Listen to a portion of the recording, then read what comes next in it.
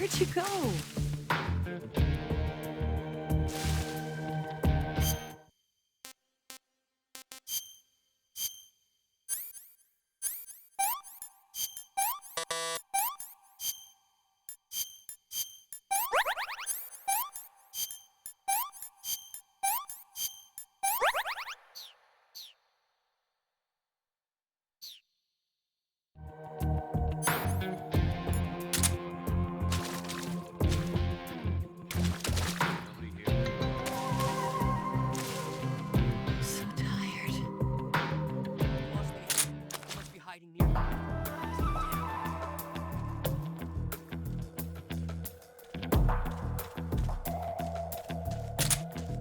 I'm so hungry.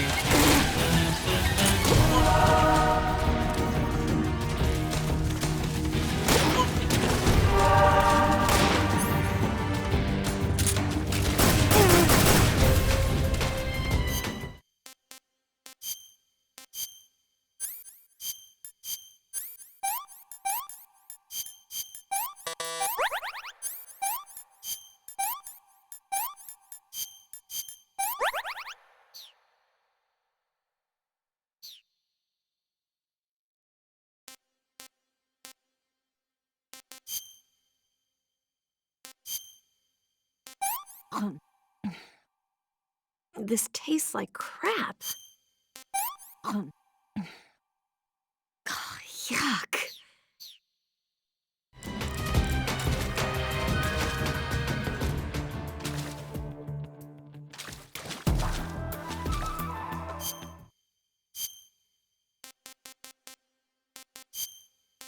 What did you give me?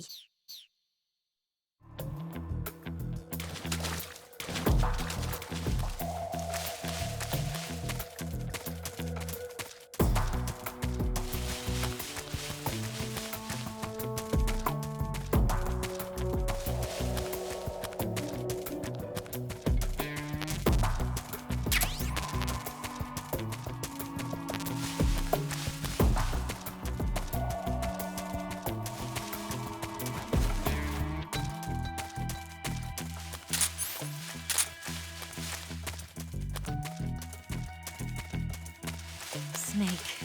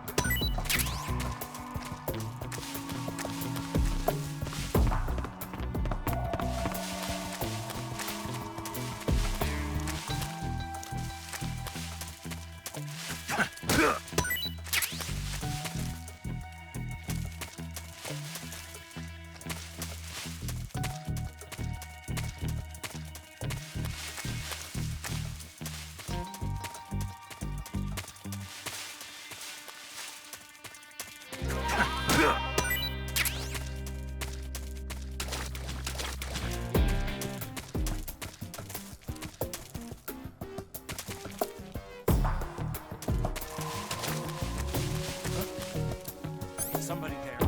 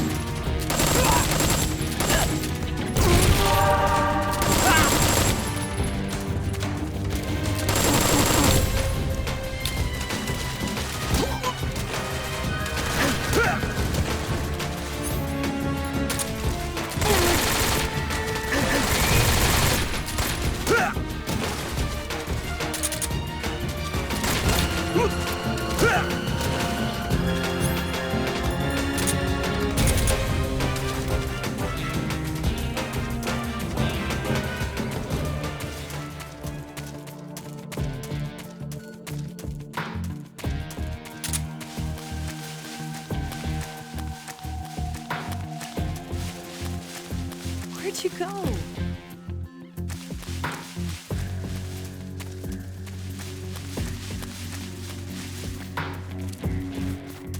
Lost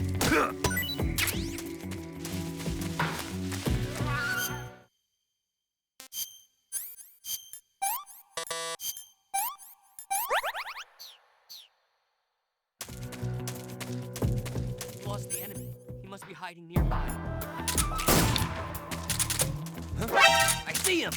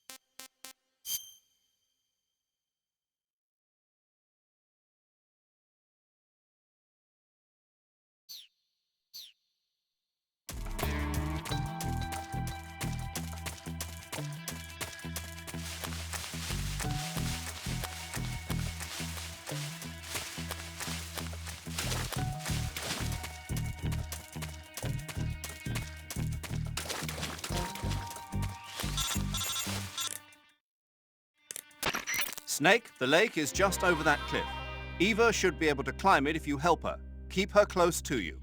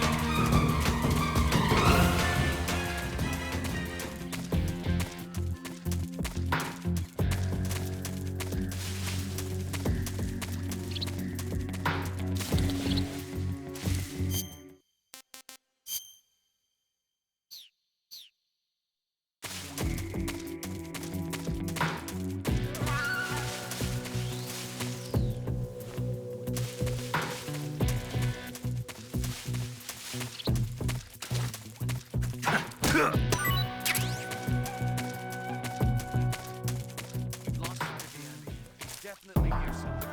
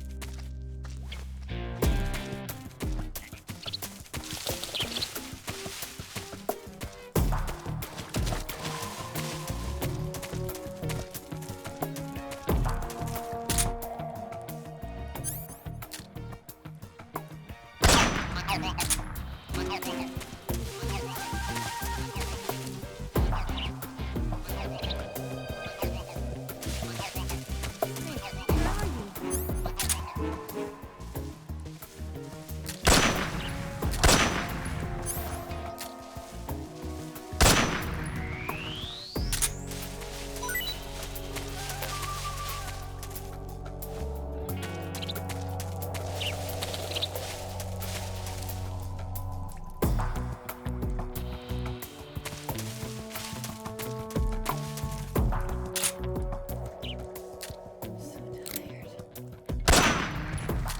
What's wrong?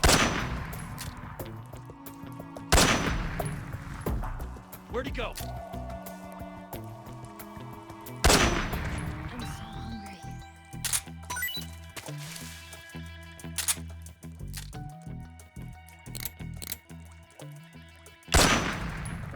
I see him.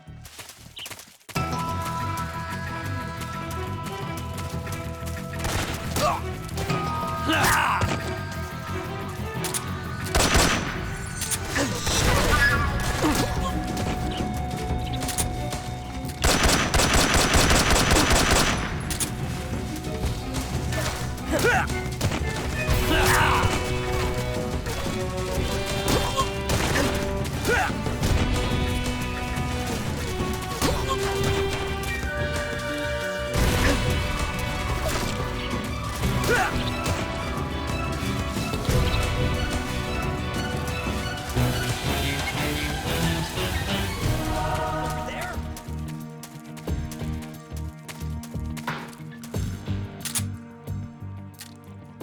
I'm so tired.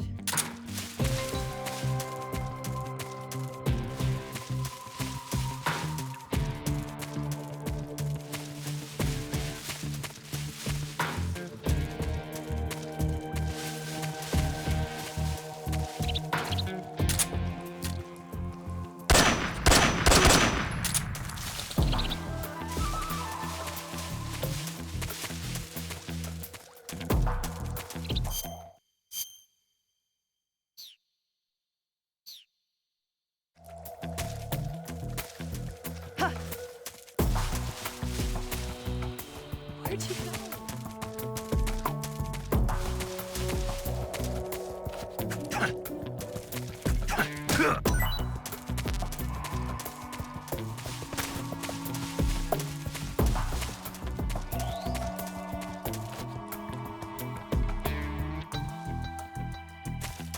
I'm so hungry.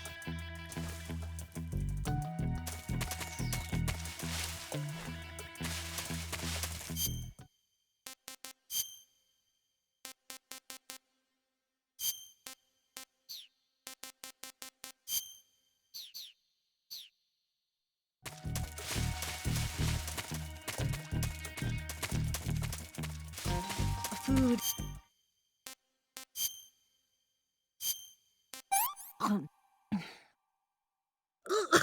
Hey, this is rotten. Hmm.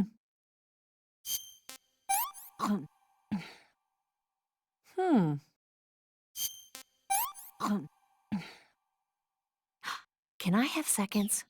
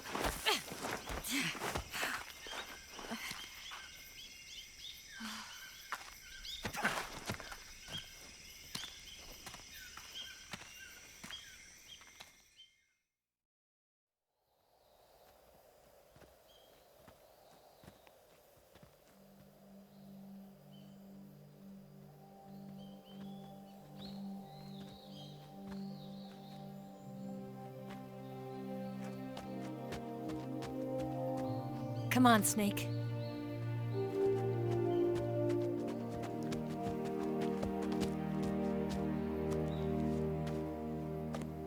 We made it. We made it. Over there.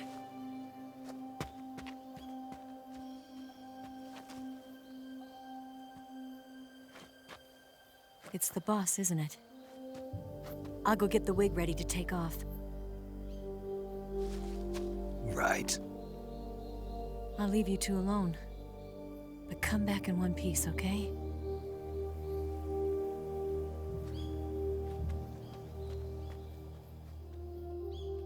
Promise me!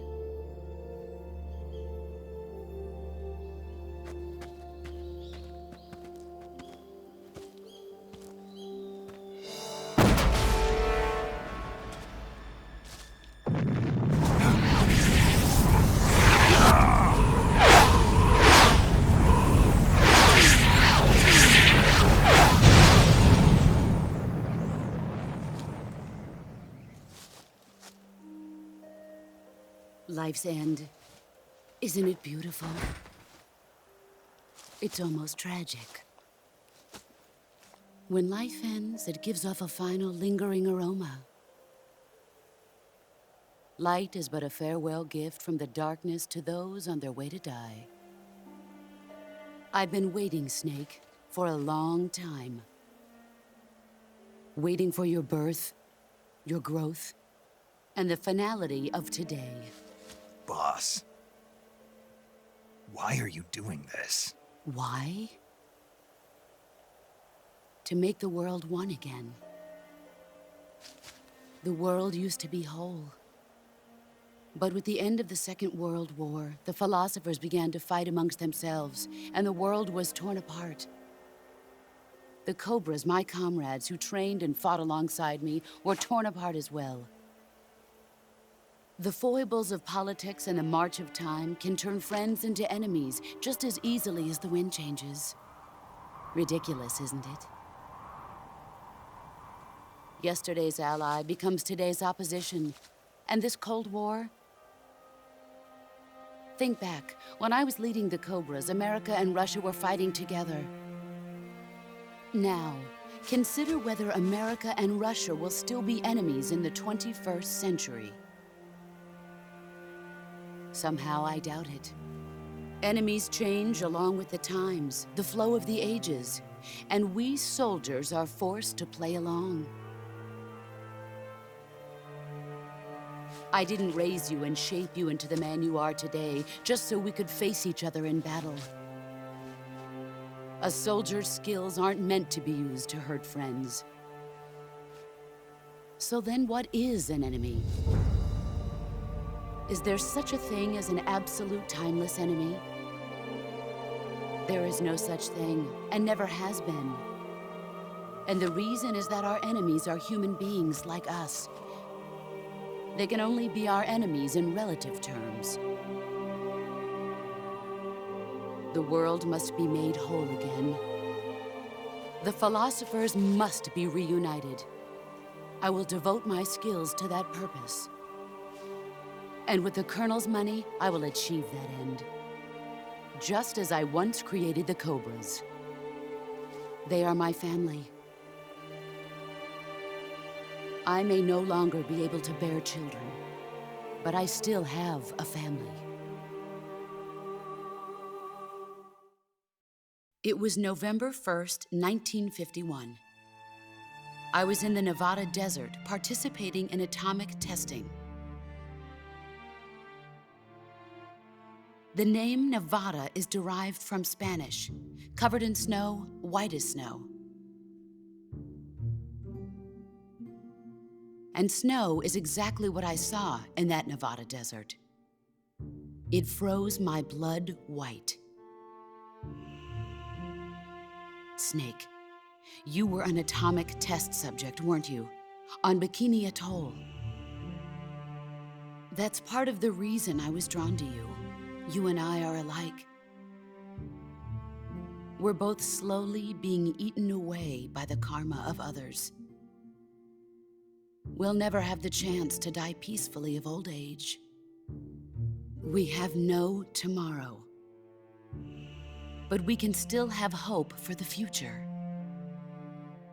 In 1960, I saw a vision of the ideal future from space. 3 years earlier, the Soviet Union had succeeded in launching Sputnik, the first man-made satellite in history, into orbit. This came as a huge shock to the United States. In response, America threw everything it had into its own manned spaceflight project, the Mercury program. Even as the Soviets seemed poised to send their first man into space, America was still experimenting with chimpanzees and rockets. The government wanted human data. So they secretly decided to send a human being into space. I was the one they chose. At the time, they didn't have the technology to block out cosmic rays, and whoever they sent up would inevitably be exposed to heavy radiation. That's why they chose me. After all, I'd already been irradiated once. Of course, you won't find any of this in the history books.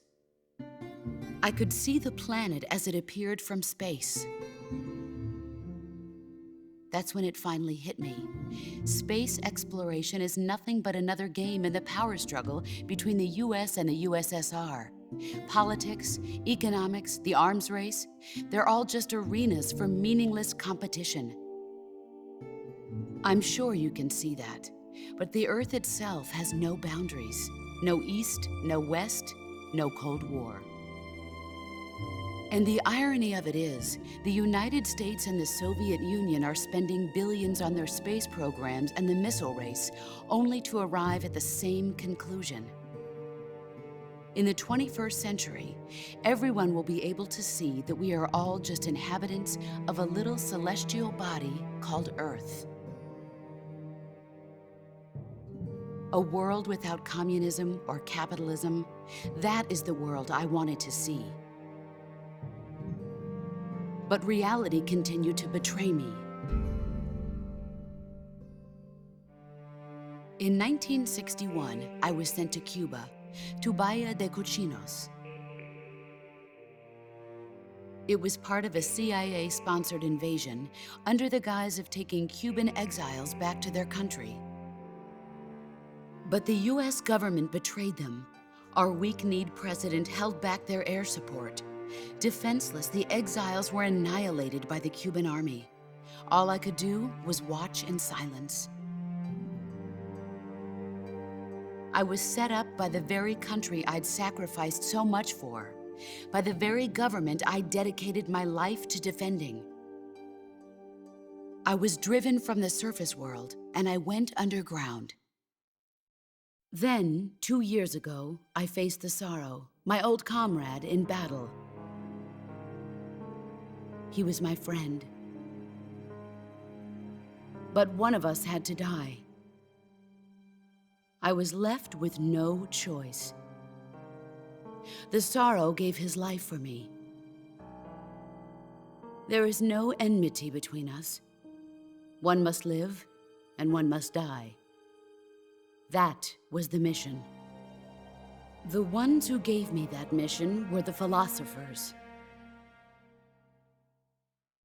Early in the 20th century, the true holders of power in the United States, the Republic of China, and the newly formed Soviet Union gathered together in a secret meeting that would later be known as the Wise Men's Committee. The secret pact they formed there marked the beginning of the philosophers. But the last of the original members died in the 1930s.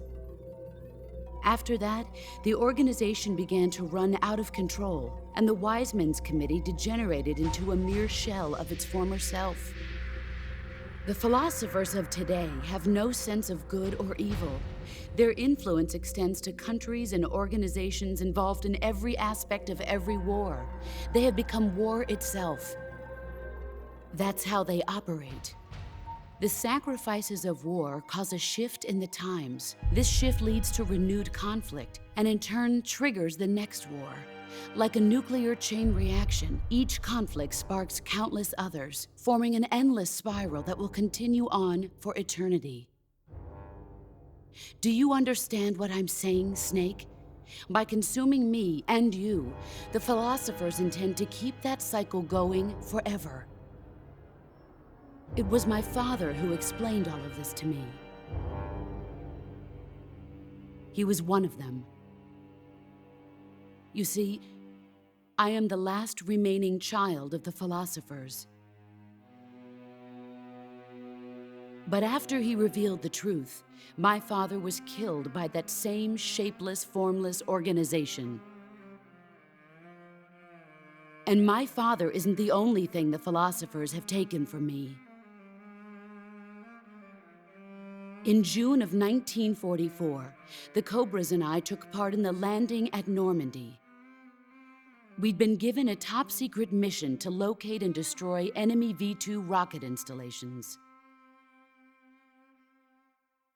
I was pregnant at the time.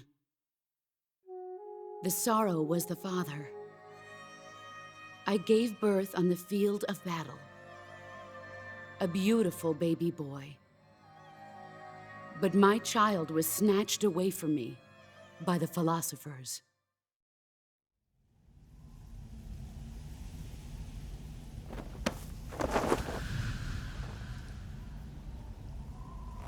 Look at this scar. This is proof that I was once a mother. I gave up my body and my child for my country. There is nothing left inside me now. Nothing at all. No hatred, not even regret. And yet sometimes at night, I can still feel the pain creeping up inside me, slithering through my body like a snake.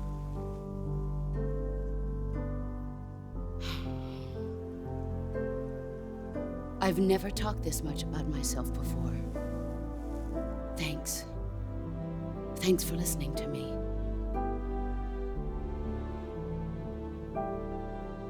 I feel content. Snake, commence the operation. I raised you. I loved you. I've given you weapons, taught you techniques, endowed you with knowledge. There is nothing more for me to give you. All that's left for you to take is my life, by your own hand. One must die, and one must live. No victory, no defeat. The survivor will carry on the fight. It is our destiny. The one who survives will inherit the title of boss. And the one who inherits the title of boss will face an existence of endless battle. I'll give you 10 minutes. In 10 minutes, Migs will come and bomb the hell out of this place. If you can beat me in less than 10 minutes, you'll be able to escape in time. Let's make this the greatest 10 minutes of our lives, Jack. Boss. You're a soldier. Finish your mission. Prove your loyalty. Face me. Let's see what you're...